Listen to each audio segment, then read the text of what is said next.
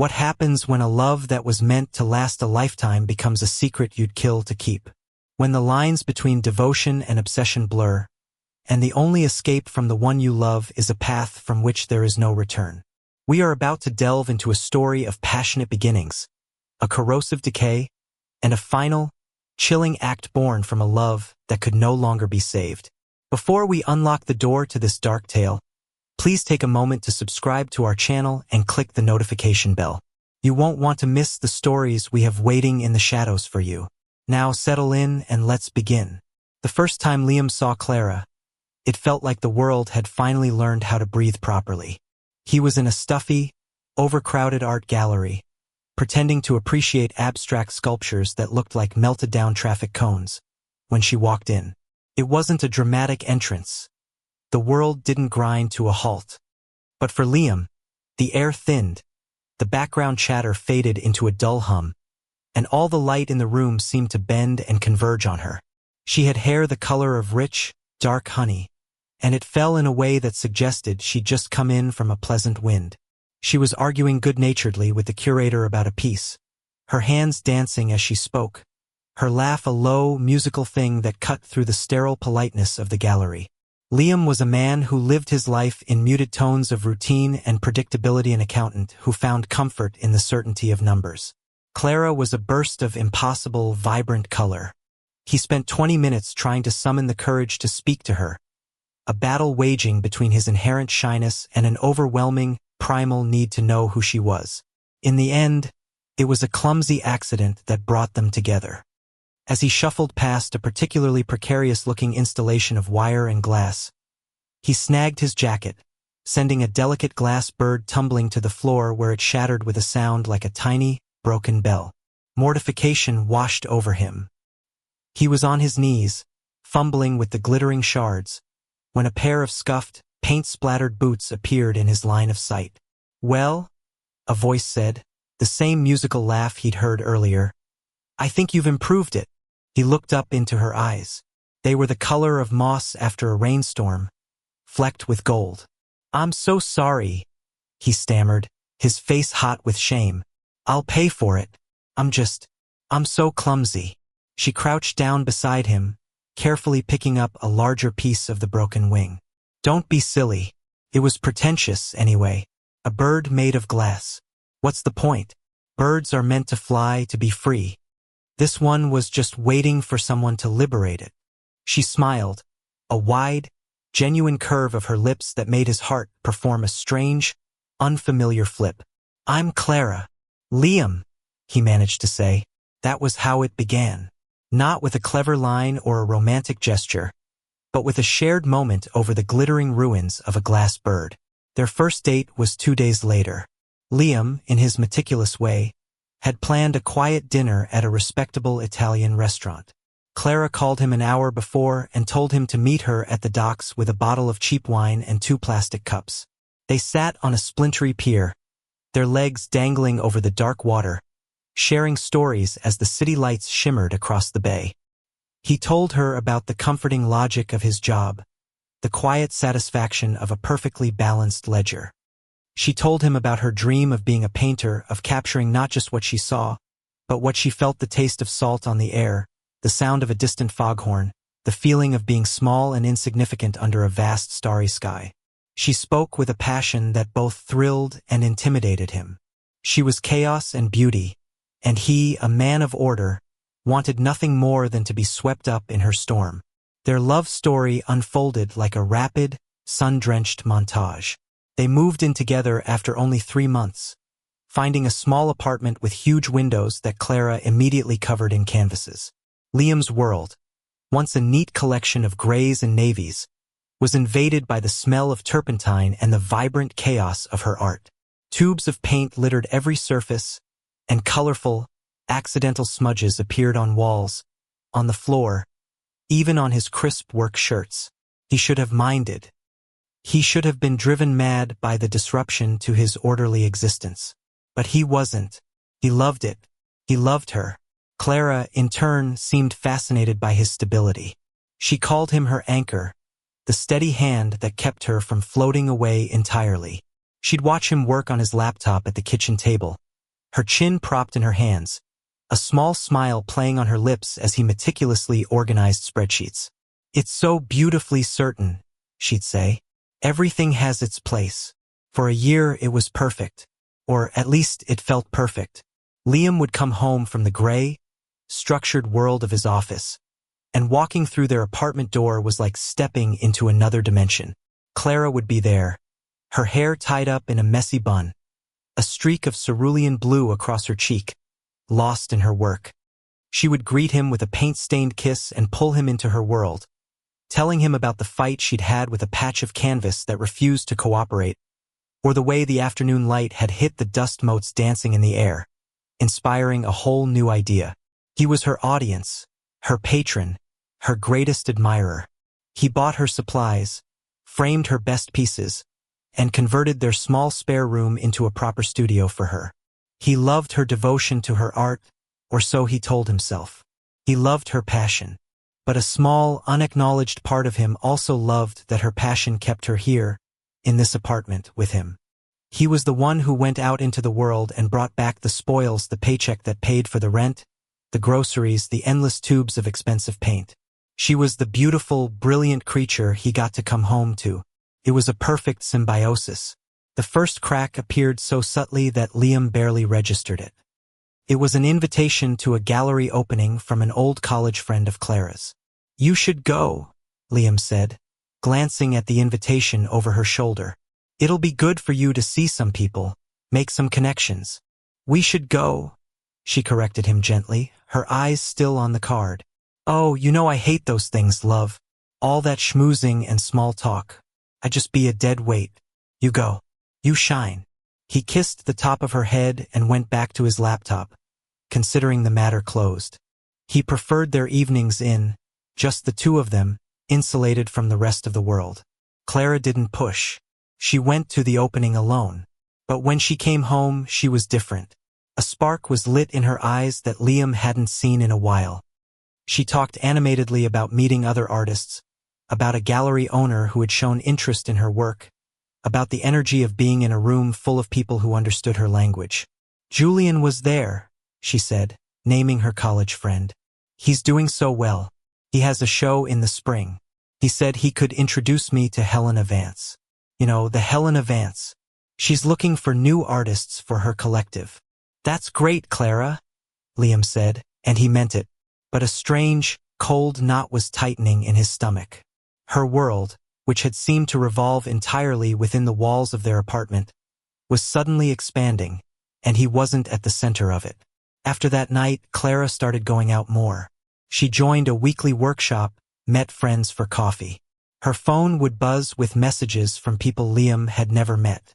He tried to be supportive. He truly did.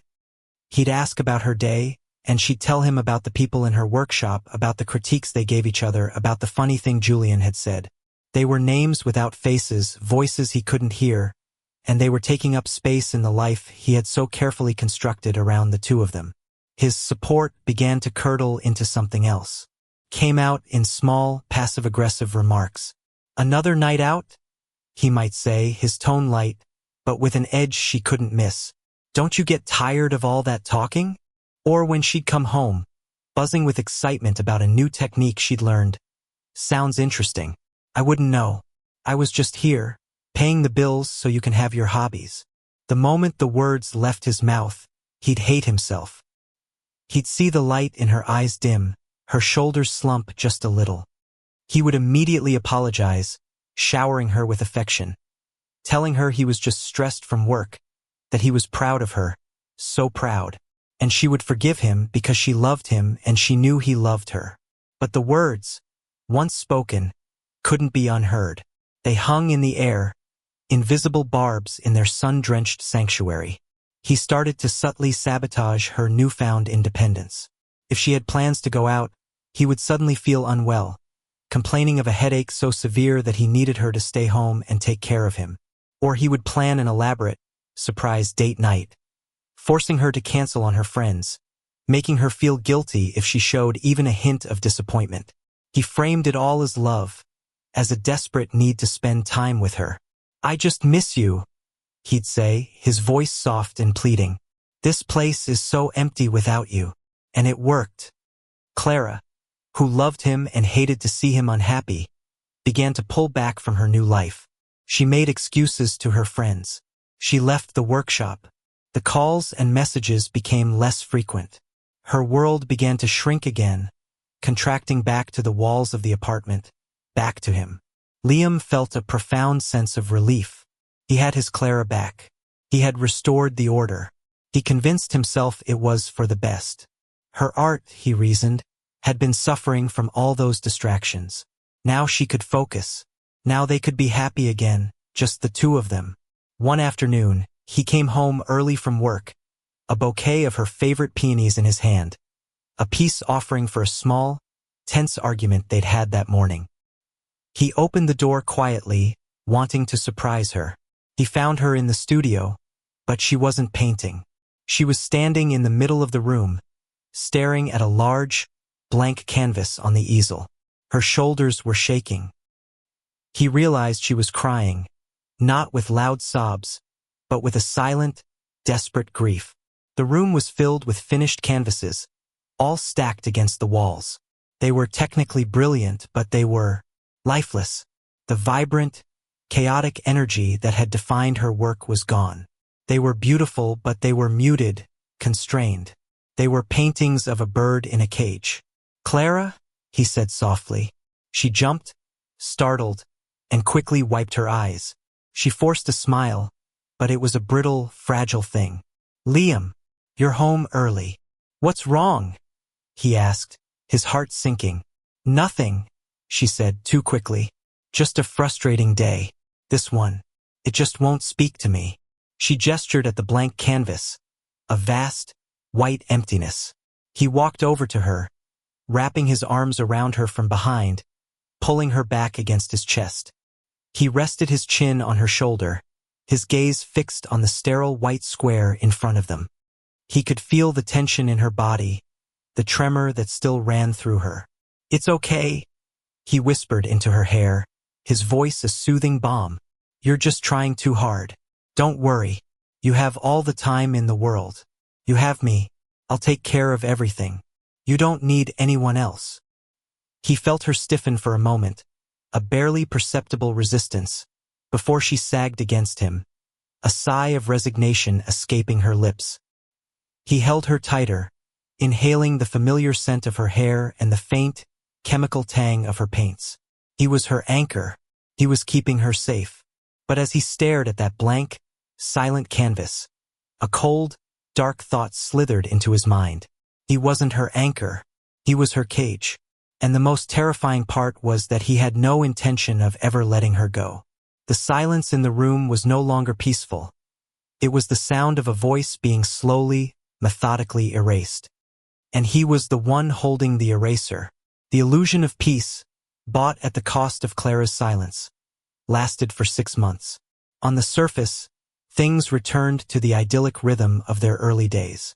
Liam went to work, Clara stayed home and painted. They ate dinner together, watched movies, and slept entangled in each other's arms. But the quality of the silence had changed. It was no longer the comfortable quiet of two people perfectly in sync. It was a heavy, weighted silence, filled with unspoken words and feelings too dangerous to voice.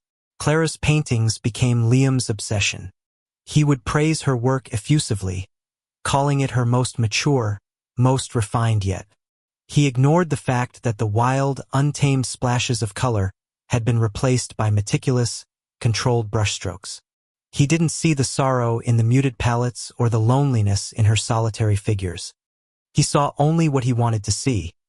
His beautiful, talented Clara, safe in her studio, creating for him and him alone. The outside world had been successfully excised. He had become her sole point of contact, her only window. He would tell her stories from his office, editing and curating them to reinforce her dependence on him. He'd describe his colleagues as backstabbing and political, the city as a harsh and unforgiving place. "You're so lucky you don't have to deal with all this love," he would say, stroking her hair. "You get to stay here, in our bubble, where everything is safe. But a bubble, by its very nature, is fragile. The first tremor came in the form of a letter.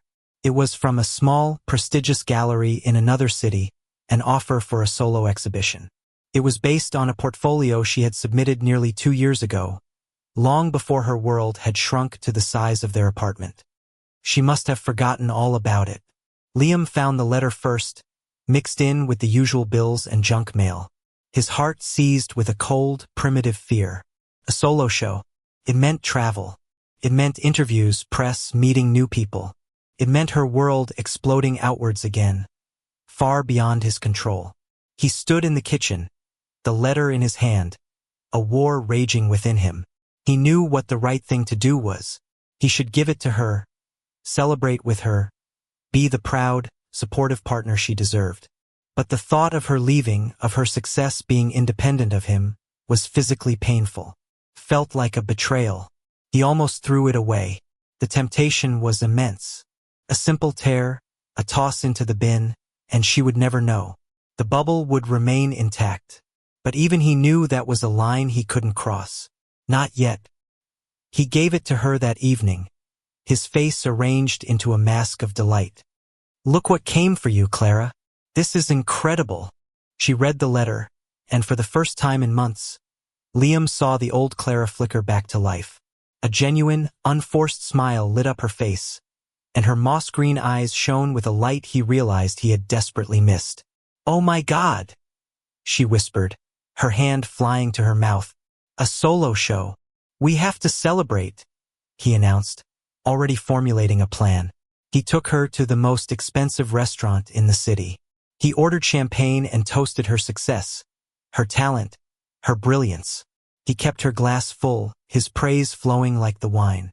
He was the perfect, doting partner. And as the evening wore on, under the golden lights of the restaurant and the haze of alcohol, he began to gently, expertly poison the opportunity. "It's a shame it's in a different city, though," he said with a sigh, swirling the champagne in his glass. "The logistics will be a nightmare. Shipping all those canvases, finding a place to stay." "I'm sure we could manage," she said, her excitement still bubbling. "And I wouldn't be able to come, of course," he continued, his tone full of regret. "I can't possibly get that much time off work. Not with the big end-of-quarter review coming up. I'd hate for you to be there all alone." He saw a flicker of doubt in her eyes. "I'd be okay. I know you would, you're so strong. But it's a lot of pressure. All those critics and those shark-like gallery owners. They can be so cruel. What if they write a bad review? Could be devastating for your confidence. Maybe it's better to wait for a local opportunity. Something we can handle together." He reached across the table and took her hand. "I just want to protect you. Your spirit is so delicate." He watched the poison work. He saw her initial, brilliant joy curdle into anxiety. He was framing his fear as concern, his control as protection. By the time they got home, she was the one having doubts. "Maybe you're right," she said, her voice small as she undressed for bed. "It's a lot to take on right now. I'm not sure I'm ready. Whatever you decide, I support you 100%. He lied, his heart soaring with a dark, triumphant relief. She declined the offer. She wrote a polite email thanking the gallery but explaining that the timing wasn't right. Liam held her as she cried with a strange mix of disappointment and relief. "You made the right choice," he soothed. "Our time will come." But he had miscalculated. He thought by crushing this one opportunity, he would reinforce the walls of their bubble. Instead, he had created a new, bigger crack. Declining the show had forced Clara to confront what her life had become. The blank canvas in her studio was no longer just a creative block. It was a metaphor for her entire existence. She started painting again, but with a new, frantic energy. And the subject matter changed. The muted landscapes and lonely figures were gone. Now she painted bars, cages, windows that looked out onto brick walls, birds with tangled, broken wings. Her art was becoming her diary, a scream trapped in layers of oil and pigment. Liam hated the new paintings. They made him deeply uncomfortable. "It's a bit dark, isn't it?" He'd comment, trying to sound casual. "Why don't you paint something beautiful?" like that field of lavender we saw on our first trip. I'm painting what I feel, Liam, she would reply, her voice flat, her eyes never leaving the canvas. The tension between them became a constant, thrumming presence in the apartment. The air was thick with it. Small disagreements spiraled into bitter arguments. He would criticize her for not keeping the apartment tidy.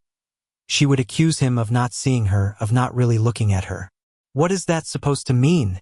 He'd demand. I see you every day. I'm the only one who sees you. No. She shot back once, her voice trembling with a terrifying newfound strength. You see the idea of me you've created. The quiet, little artist who stays home and waits for you. That's not me. I don't even know who I am anymore. The final, fatal blow came from an unexpected source. Liam's younger sister, Chloe, came to visit for a week. Chloe was everything Clara was not: loud, unapologetically ambitious, and fiercely independent. She and Liam had a loving but often contentious relationship.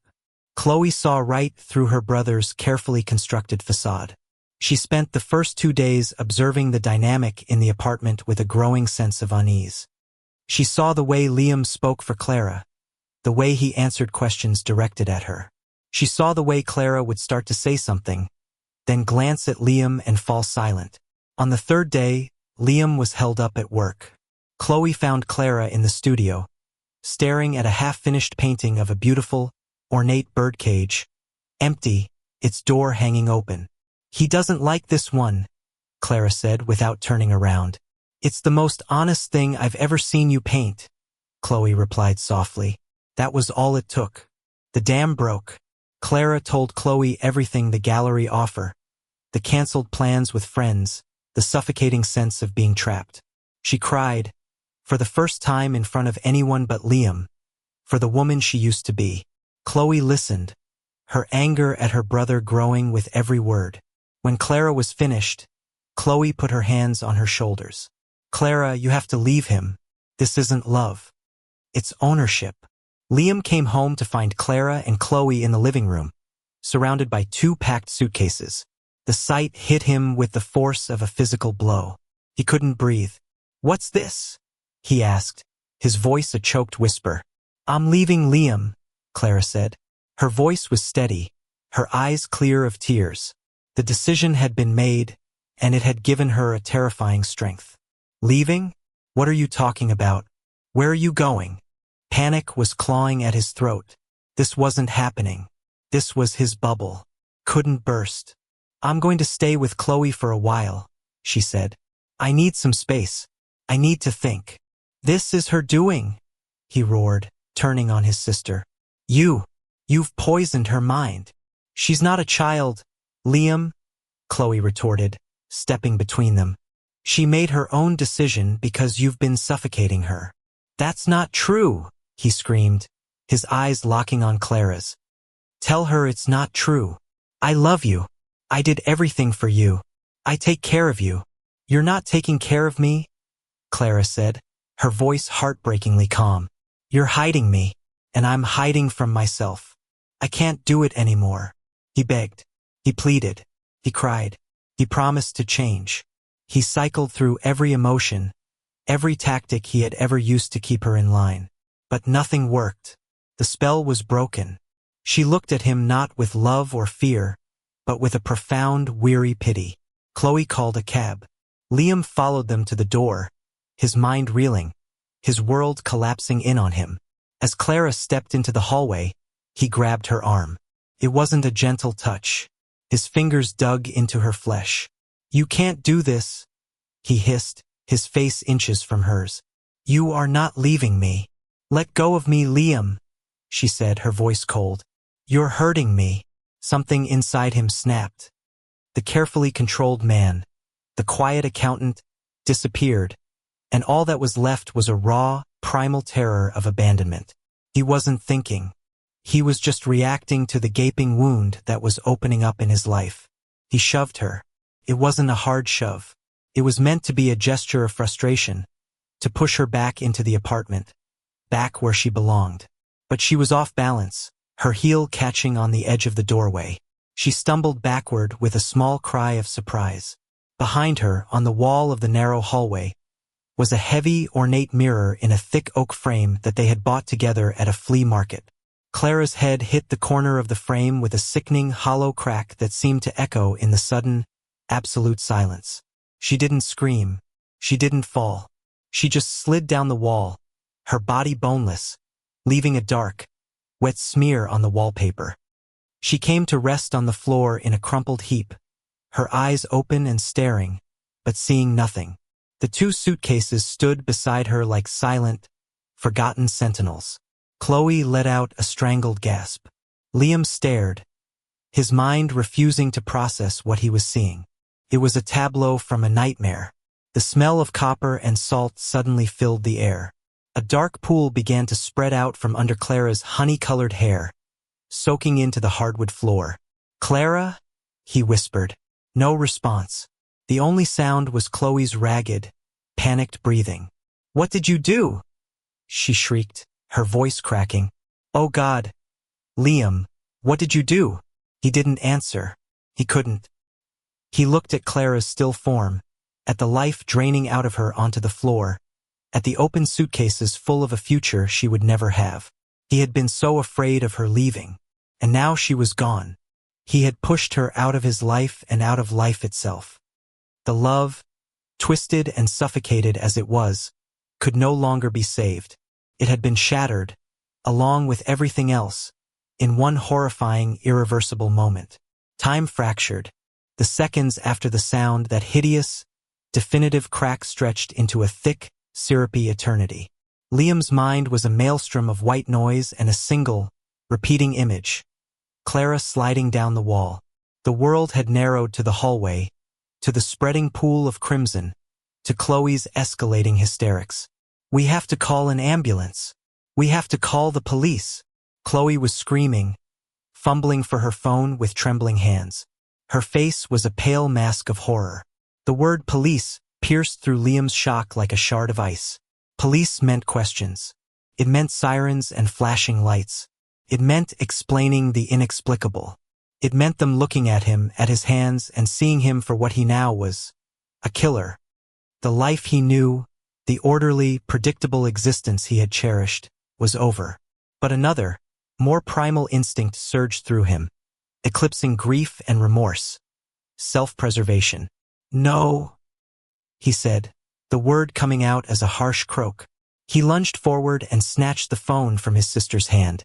She stared at him, her tear-filled eyes wide with disbelief and a new kind of fear. "What are you doing, Liam? She might be alive. We have to help her." He knelt beside Clara. Her skin was already waxy, her moss-green eyes staring at the ceiling with a terrifying vacancy. He pressed two shaking fingers to her neck, searching for the pulse he knew he wouldn't find. There was nothing, just cold, still flesh. The delicate vessel that had held all her color, her passion, her chaos, was empty. "She's gone, Chloe," he said, his voice eerily calm. The calmness scared him more than the panic had. It was the detached logic of an accountant assessing a catastrophic, unfixable error. No, it was an accident," Chloe sobbed, backing away from him. "You pushed her. I saw it. But it was an accident." "They won't see it that way," Liam said, his mind racing, piecing together a desperate, horrifying new reality. "They'll see the arguments. They'll see you here with her suitcases packed. They'll say I killed her because she was leaving me." He looked up at his sister, his gaze sharp and calculating. "And you'll be the star witness." The implication hung in the air between them, thick and poisonous. He was no longer her brother. He was a threat. Chloe's face crumpled as she understood. He wasn't just trying to save himself. He was implicating her in the silence he was about to create. "You have to help me, Chloe," he said, his voice low and urgent.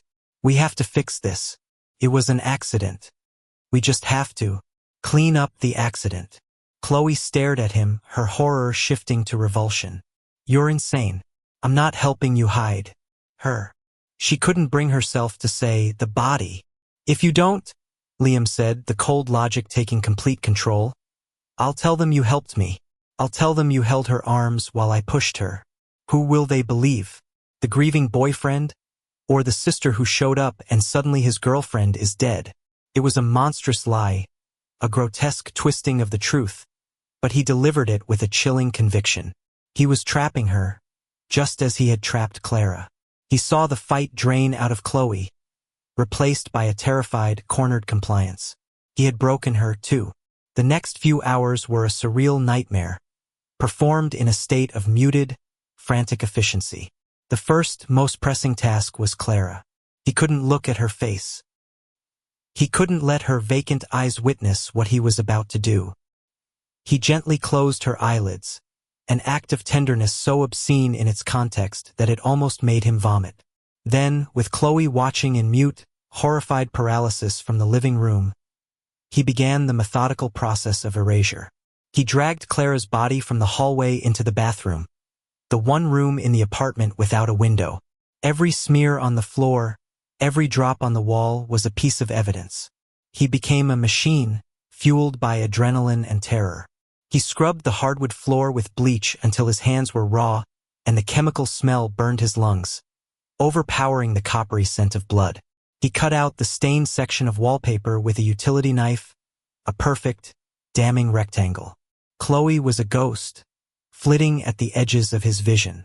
At one point, he found her in the kitchen, dry heaving into the sink. He handed her a glass of water, his hand steady. "Pull yourself together," he commanded, his voice devoid of sympathy. "We're almost done." The 2 suitcases by the door were a terrible problem.